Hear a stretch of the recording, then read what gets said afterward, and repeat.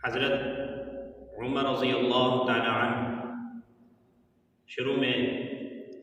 نبی کریم صلی اللہ علیہ وآلہ وسلم کے سخت اور جانی دشمن تھے۔ اب لوگ اسلام میں داخل ہو رہے ہیں، جو مکہ کے بڑے بڑے سردار ہیں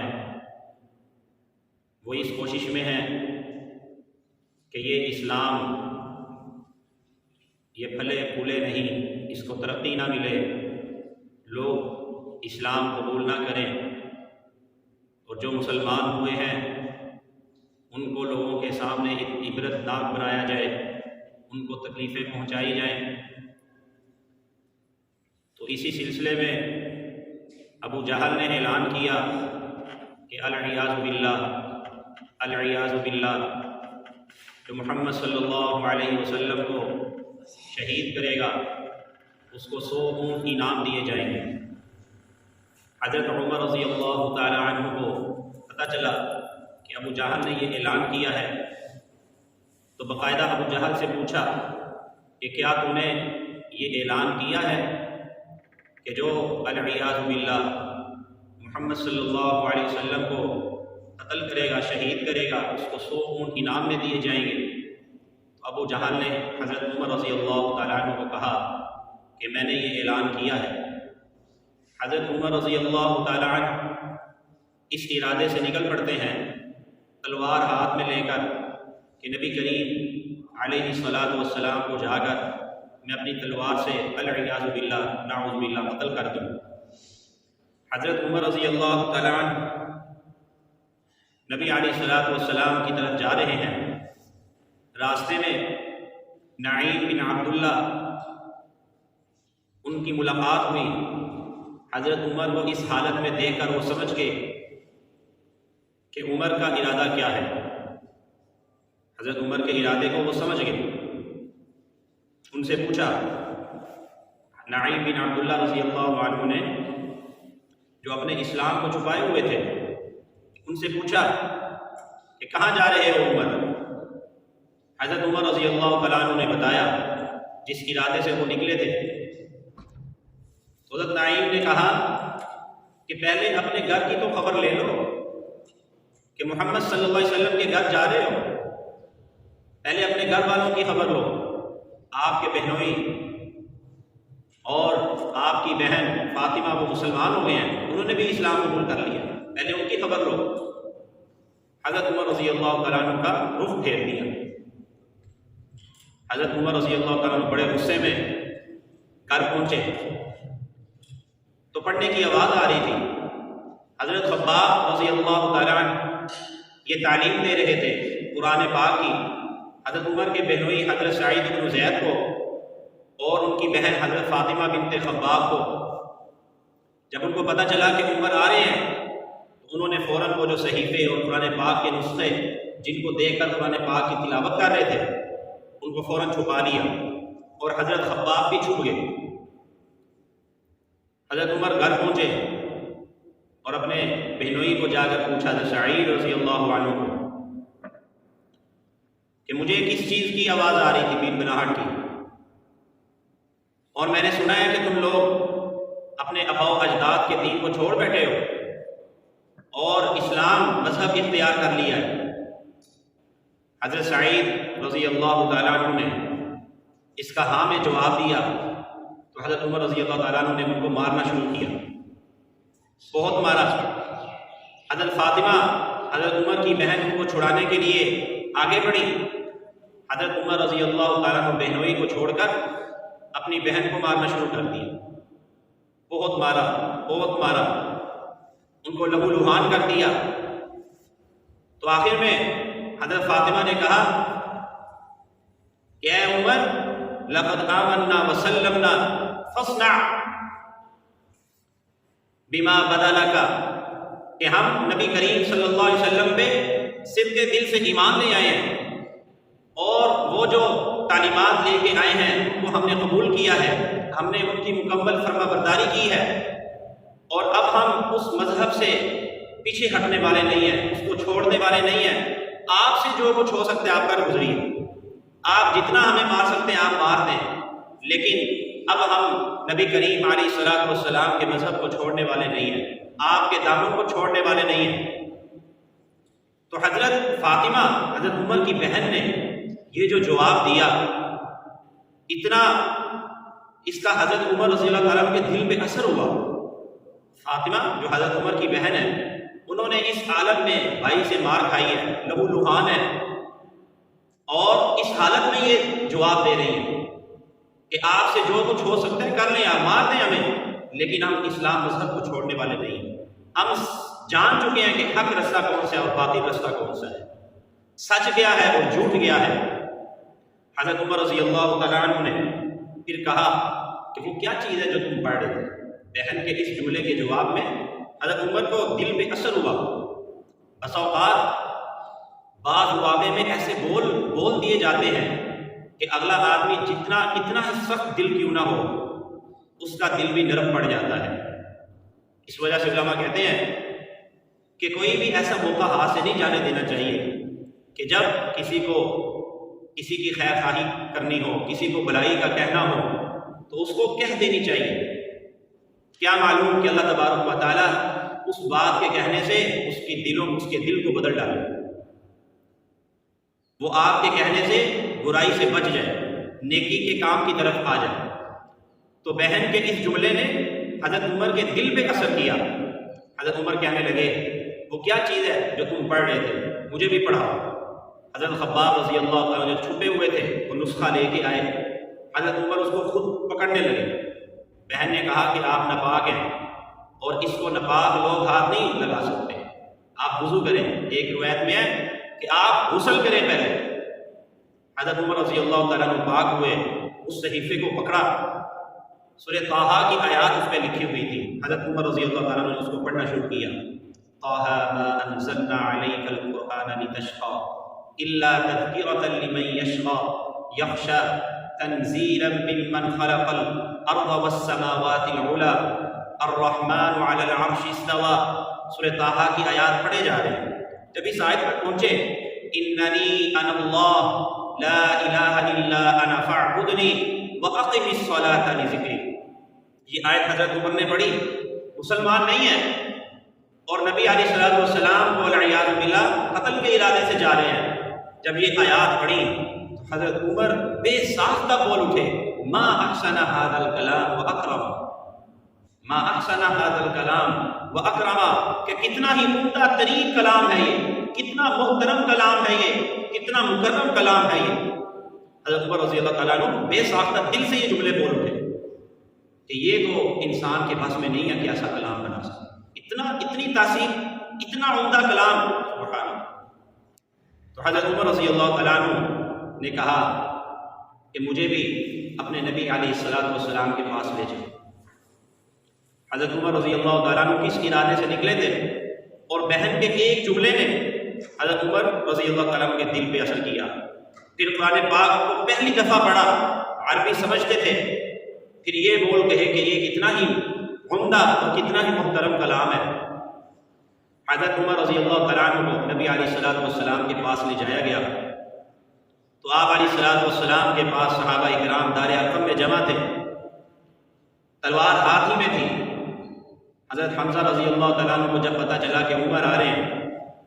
کہنے لگے کہ اگر خیر کے ارادے سے آ رہا ہوگا تو ہم بھی اس کے ساتھ بھلائی والا معاملہ کریں گے، اگر شر کے ارادے سے اور برائی کے ارادے سے آ رہا ہے تو ہم اس سے خود نمٹ لیں گے، اسی کی تلوار سے میں اس کو قتل کروں گا۔ حضرت حمزہ رضی اللہ تعالیٰ عنہ نے یہ بول کے نبی علیہ الصلوۃ والسلام کے پاس آئے۔ حضرت عمر رضی اللہ تعالیٰ عنہ سے نبی علیہ الصلوۃ والسلام نے فرمایا کہ عمر، کیا تم اب بھی اللہ کے عذاب کا انتظار کر رہے ہو؟ کیا تم اب بھی اللہ کے عذاب کا انتظار کر رہے ہو کہ تمہارے اوپر عذاب آ جائے، اللہ تعالیٰ تمہیں پکڑ لیں، تم اس بات کے منتظر ہو؟ حضرت عمر رضی اللہ تعالیٰ عنہ ادب سے عرض کرنے لگے، یا رسول اللہ، میں اسی لیے حاضر ہوا ہوں آپ کی صحبت میں، آپ کی مجلس میں، کہ میں آپ کے ہاتھ پہ کلمہ پڑھ لوں، اسلام لے آؤں، آپ سے بیعت کرنے کے لیے آپ کی خدمت اقدس میں حاضر ہوں۔ نبی علیہ الصلوۃ والسلام اتنے خوش ہوئے کہ آپ نے تکبیر کا نعرہ بلند فرمایا، زور سے آپ نے اللہ اکبر کہا۔ حضرت عمر رضی اللہ تعالیٰ عنہ کے اسلام لانے سے۔ تھوڑی دیر بعد حضرت جبرائیل علیہ السلام بھی تشریف لے آئے اور آ کر نبی علیہ السلام سے عرض کرنے لگے کہ یا رسول اللہ، آج آسمان کے سارے فرشتے بڑے خوش ہیں، آج آسمان کے سارے فرشتے بڑے خوش ہیں کہ آج حضرت عمر رضی اللہ تعالیٰ عنہ صدق کے دل سے نبی علیہ السلام پہ ایمان لے رہے ہیں۔ اصل میں نبی کریم صلی اللہ علیہ وسلم کی دعا کا اثر تھا، حالانکہ جانی دشمن ہے، سخت دشمن ہے، آپ دعا فرماتے تھے اللہم اعز الاسلام بعمرین، بعمر بن الخطاب او بعمر بن ہشام، اور ایسے بھی دعا فرمایا کرتے تھے اللہم اعز الاسلام بعمر بن الخطاب خاصتاً، کہ اے پروردگار دو عالم، اے میرے پروردگار، اسلام کو تقویت اور عزت عطا فرما عمر بن خطاب کے ذریعے۔ اور کبھی فرماتے تھے، یہ دعا فرمایا کرتے تھے عمر بن خطاب یا عمر بن ہشام، جس کا نام نبی علیہ السلام نے ابو جہل رکھا ہے، اس کا نام بھی عمر تھا، کہ یا اللہ ان دو میں سے کسی ایک کو انتخاب فرما لیجیے۔ اللہ تبارک و تعالیٰ نے حضرت عمر بن خطاب رضی اللہ تعالیٰ عنہ کا انتخاب فرمایا۔ اس وجہ سے حضرت عمر کو کہا جاتا ہے مراد پیغمبر، کہ حضرت عمر نبی علیہ السلام کی مراد ہے، ان کو مانگ کے لیا ہے، ان کو مانگ کے لیا ہے حضرت عمر رضی اللہ تعالیٰ عنہ۔ سن 6 نبوی میں حضرت عمر رضی اللہ تعالیٰ عنہ اسلام لے کے آئے، اور اب کافروں نے دیکھا کہ آہستہ آہستہ حضرت حمزہ وہ بھی بڑے بہادر ہیں، حضرت عمر یہ بھی بڑے بہادر ہیں، یہ بھی نبی علیہ السلام پہ ایمان لے آئے ہیں، اور بھی لوگ اسلام لے کے آ رہے ہیں، اسلام پھیلتا جا رہا ہے۔ تو اب انہوں نے بیٹھ کر ایک معاہدہ کیا، سارے قریش مکہ نے بیٹھ کر ایک معاہدہ کیا، ایک معاہدہ لکھا، تحریری معاہدہ، اس پر جو مکہ کے سردار تھے انہوں نے دستخط کیے، معاہدہ کیا کہ ہم محمد صلی اللہ علیہ وسلم، آپ کے خاندان بنو ہاشم، بنو مطلب سے ہم بائیکاٹ کرتے ہیں، معاشرتی بائیکاٹ، کہ ہم اب ان سے کسی بھی طریقے کا خرید و فروخت نہیں کریں گے، ان سے ہم نکاح نہیں کریں گے، ان سے ہم بات چیت نہیں کریں گے، ہر قسم کی پابندی لگا دی گئی، کوئی رشتہ نہیں ہے، کوئی تعلق نہیں ہے۔ یہ سن 7 نبوی کی بات ہے کہ نبی علیہ السلام اور آپ کے جتنے بھی جانشار تھے، آپ کے اہل جو خاندان تھے، سب کے ساتھ انہوں نے یہ معاہدہ کر کے یہ لکھ کے بیت اللہ کے درمیان میں لٹکا دیا، بیت اللہ میں جا کے لٹکا دیا۔ جب آپ کے چچا حضرت ابو طالب کو اس کی خبر ہوئی کہ انہوں نے ہمارے ساتھ بائیکاٹ کر دیا ہے، مقاطعہ کر دیا ہے ہمارے خاندان کے ساتھ، تو اب ایک طریقہ تو یہ ہے کہ ہم ایسے بکھر جائیں، الگ الگ رہیں۔ حضرت ابو طالب نے بڑی سمجھداری کا مظاہرہ کیا اور اپنے پورے خاندان والوں کو اکٹھا کیا، جن کا جو بنو ہاشم اور بنو مطلب والے خاندان تھے، اور ان سے کہا کہ بہتر اسی میں ہے کہ ہم اکٹھے رہیں، اگر مریں تو اکٹھے مریں، جئیں تو اکٹھے جئیں، بھوکے رہیں تو اکٹھے بھوکے رہیں، ہم انتشار نہ ہو، الگ الگ نہ ہو، ہم ایک ہو، متحد ہوں۔ تو انہوں نے اپنے بھائیوں سے، بھتیجوں سے مشورہ کیا،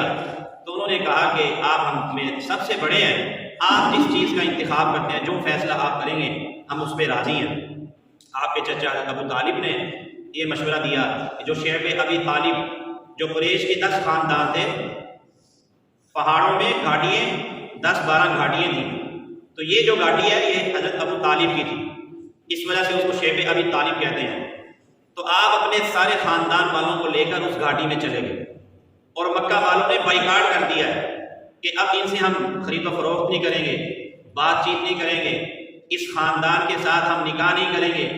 کچھ بھی نہیں کریں گے، نہ ہم ان سے چیز لیں گے اور نہ ہم ان کو دیں گے۔ اور اگر کوئی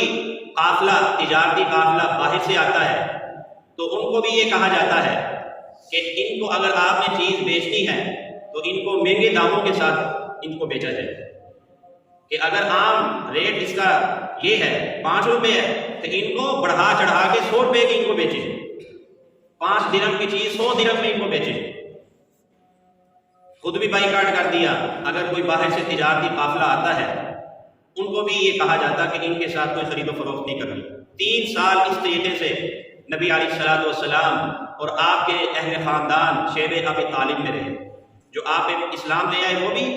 اور ویسے خاندان کے طور پر جو آپ پہ اسلام نہیں لے کے آئے تھے وہ بھی سارے شیب ابی طالب میں رہے،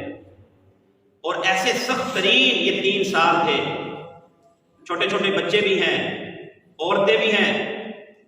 بڑے تو فاقے کر لیتے تھے۔ چھوٹے بچوں کے رونے کی آوازیں جب مکہ والے سنتے تھے اس پہ وہ خوشیاں مناتے تھے، خوش ہوتے تھے، آوازیں کستے تھے۔ حضرت سعد بن ابی وقاص کہتے ہیں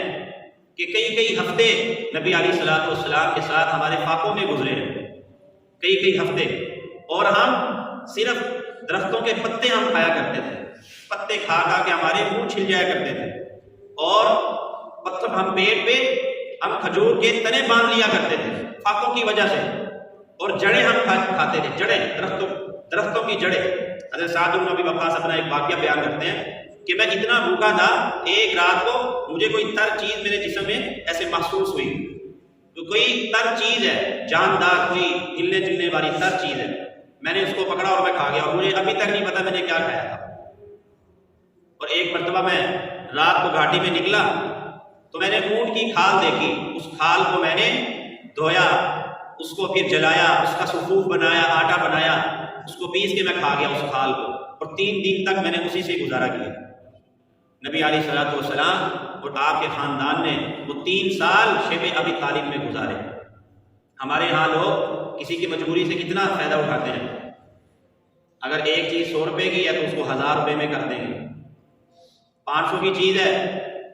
3000 کی چیز ہے تو اس کو لوگوں کی مجبوری سے فائدہ اٹھاتے ہوئے 50,000 کی دیں گے۔ ابھی چند دن پہلے ایسی خبریں شائع بھی ہوئی ہیں کہ لوگوں کی مجبوری سے فائدہ اٹھانا، یہ ان کا شیوا ہے جو نبی علیہ الصلوۃ والسلام کے بڑے دشمن ہیں، انہوں نے نبی علیہ الصلوۃ والسلام کے ساتھ ایسا سلوک کیا، آپ کے خاندان والوں کے ساتھ ایسا سلوک کیا، اور نبی علیہ الصلوۃ والسلام آپ کے خاندان والوں نے اس پہ صبر کیا، خواتین بھی ہیں، بچے بھی ہیں، اور یہ کوئی 2-3 دن، 1 ماہ 2 ماہ کی بات نہیں ہے، پورے 3 سال نبی علیہ الصلوۃ والسلام اس گھاٹی میں رہے، اور بہت سخت دن تھے وہ۔ ایک مرتبہ نبی علیہ الصلوۃ والسلام نے اپنے چچا ابو طالب کو یہ بتایا کہ وہ جو انہوں نے معاہدہ لکھا ہے ہمارے خلاف، میرے خاندان والوں کے خلاف، اس معاہدے کو دیمک کھا گئی ہے، چاٹ گئی ہے اس کو، سوائے صرف اللہ کے نام کے، کہ انہوں نے جو شروع میں بسمک اللہم لکھا ہے، اللہ کا جو نام لکھا ہے، دیمک نے اس کو نہیں چاٹا، اس کے علاوہ جتنی ہمارے خلاف انہوں نے باتیں لکھی ہیں دیمک اس کو چاٹ گئی ہے۔ نبی علیہ الصلوۃ والسلام نے اپنے چچا کو اس کی اطلاع دی، اور اس وقت کچھ ایسے لوگ بھی ان کے حامی ہو گئے تھے کہ ہم کھائیں پیئیں، عیش عشرت میں رہیں، اور بنو ہاشم اور بنو مطلب کے خاندان، ہمارے رشتے دار والے ایسے بھوکے رہے۔ کچھ بعض افراد ان کے حق میں کھڑے بھی ہو گئے تھے، تو ابو طالب نے ایک بڑی مجلس میں یہ بات کہی کہ میرے بھتیجے نے مجھے یہ کہا ہے، یہ خبر دی ہے کہ تم لوگوں نے جو معاہدہ لکھ کے بیت اللہ میں لٹکا دیا ہے اس کو دیمک کھا گئی ہے سوائے اللہ کے نام کے۔ اگر تو یہ سچی بات ہے تم اس کو چیک کر لو، تو پھر اس طرح کا بائیکاٹ اور اس طرح کا جو ظلم و ستم آپ لوگوں نے ہمارے خاندان سے شروع کر رکھا ہے اس کو ختم کیا جائے۔ چنانچہ لوگوں نے جب وہ معاہدہ دیکھا، وہ جو معاہدہ لکھ کر بیت اللہ میں انہوں نے لٹکایا تھا، بیت اللہ کے اندر اس کو جا کر دیکھا تو انہوں نے اس چیز کا مشاہدہ کیا کہ محمد صلی اللہ علیہ وسلم نے ایک جو پیشن گوئی دی ہے، ایک جو خبر دی ہے، ان کی یہ خبر بالکل سچی خبر ہے، اور اللہ کے نام کے علاوہ جتنی وہاں تحریر لکھی ہوئی ہے سب کو دیمک چاٹ گئی ہے۔ اس واقعے کے بعد نبی علیہ الصلوۃ والسلام اور آپ کے خاندان والوں کے ساتھ جو انہوں نے بائیکاٹ 3 سال سے کر رکھا تھا، اس کا اختتام ہوا۔ یہ سن 7 نبوی سے یہ بائیکاٹ شروع ہوا تھا، سن 10 نبوی تک یہ بائیکاٹ تھا، اور یہ 3 سال نبی علیہ الصلوۃ والسلام اور آپ کے خاندان والوں کے بڑے ہی مشکل ترین دن تھے، بڑے ہی مشکل ترین سال تھے۔ اور پھر اسی واقعے کے 8 ماہ بعد آپ کے سب سے زیادہ خیر خواہ اور سب سے زیادہ مدد کرنے والے آپ کے چچا حضرت ابو طالب کا انتقال ہو گیا۔ حضرت ابو طالب کے انتقال کے 3 یا 5 دن کے بعد آپ کی بڑی مددگار اور ام المؤمنین، آپ کی سب سے پہلی زوجہ حضرت خدیجہ الکبریٰ رضی اللہ عنہا کا بھی انتقال ہو گیا۔ نبی علیہ الصلوۃ والسلام نے اس غم کی گھڑی کو، اس غم کے سال کو عام الحزن کا نام دیا کہ یہ غم کا سال ہے۔ نبی علیہ الصلوۃ والسلام نے اس سال کو عام الحزن کا نام دیا، سن 10 نبوی کو۔ اس موقع پہ نبی کریم صلی اللہ علیہ وسلم نے کس طریقے سے اور آپ کے صحابہ اکرام نے صبر کا مظاہرہ کیا، اور جو دعوت اللہ ہے، لوگوں کو اللہ کی طرف بلانا، دعوت دینا، لوگوں کی خیر خواہی کا جذبہ اور لوگوں کو جہنم سے بچانا، نبی علیہ الصلوۃ والسلام نے اپنے اس مشن کو نہیں چھوڑا۔ اتنی مصیبتیں آئیں اور اتنی تکلیفیں انہوں نے پہنچائیں، اتنی اذیتیں پہنچائیں، لیکن نبی کریم صلی اللہ علیہ وسلم کا جذبہ بڑھتا ہی گیا، کم نہیں ہوا۔ جذبہ آپ علیہ الصلوۃ والسلام کا بڑھتا گیا۔ جذبہ کیا تھا؟ امر بالمعروف اور نہی عن المنکر، کہ لوگوں کو نیکی کی باتوں کا حکم کرنا، اللہ کے قریب کرنا اور برائی کی باتوں سے روکنا۔ نبی علیہ الصلوۃ والسلام کا سب سے بڑا مشن یہی ہے کہ اگر کوئی برائی کی طرف جا رہا ہے، اس کو خیر خواہی انداز میں، ہمدردانہ انداز میں اس کو سمجھایا جائے۔ جیسے قرآن میں اللہ فرماتے ہیں ادعو الی سبیل ربک بالحکمہ، جب آپ کسی کو اللہ کی طرف بلائیں اس کو حکمت کے ساتھ بلائیں، وقت دیکھیں اور موقع کی مناسبت دیکھیں، بالموعظۃ الحسنہ، اس کو اچھے طریقے سے سمجھائیں، اور آپ کے دل میں ہمدردی کا جذبہ ہو، خیر خواہی کا جذبہ ہو۔ جب آپ اس جذبے کے ساتھ کسی کو بھلائی کا کرنے کا کہیں گے اور نیکی کا کہیں گے، برائی سے رکنے کا کہیں گے، تو اللہ تبارک و تعالیٰ آپ کے اس جذبے سے کہنے پہ اس پہ ضرور اثر ہوگا، اس پہ آپ کی بات کا ضرور اثر ہوگا۔ نبی علیہ الصلوۃ والسلام کا یہ جو مشن ہے، یہ آج امت کا مشن ہے۔ وہ قرآن میں اللہ فرماتے ہیں کنتم خیر امہ، کہ یہ امت، یہ سب سے بہترین امت ہے۔ کیوں؟ تأمرون بالمعروف وتنہون عن المنکر، کہ یہ نیکی کی باتوں کا حکم کرنے والی ہے اور برائی کی باتوں سے روکنے والی ہے۔ آپ اپنے گھر سے شروع کریں، آپ اپنے گھر میں دین کو زندہ کریں، کہ آپ اپنے گھر میں دیکھیں، اپنی اولاد کو دیکھیں، اپنے رشتہ داروں کو دیکھیں کہ جو برائی سے دور ہیں، بھلائی سے دور ہیں، نیکی کے کاموں سے دور ہیں، ان کو نیکی کے قریب لے کر آئیں، ان کو نیکی کے قریب لے کر آئیں۔ اپنے گھروں کے اندر تعلیم شروع کریں، آپ تعلیم گھروں کے اندر شروع کریں گے تاکہ آپ کے گھروں میں اس طریقے سے دین آ جائے گا۔ تو میرے عزیز دوستو، اللہ تبارک و تعالیٰ سے دعا ہے مجھے بھی، آپ حضرات کو بھی نبی کریم صلی اللہ علیہ وسلم کی حیات طیبہ کو سمجھنے کی اور آپ علیہ الصلوۃ والسلام کے نقش قدم پہ چلنے کی، آپ کی سنتوں پہ عمل کرنے کی ہم سب کو توفیق عطا فرمائے۔ وآخر دعوانا ان الحمد للہ۔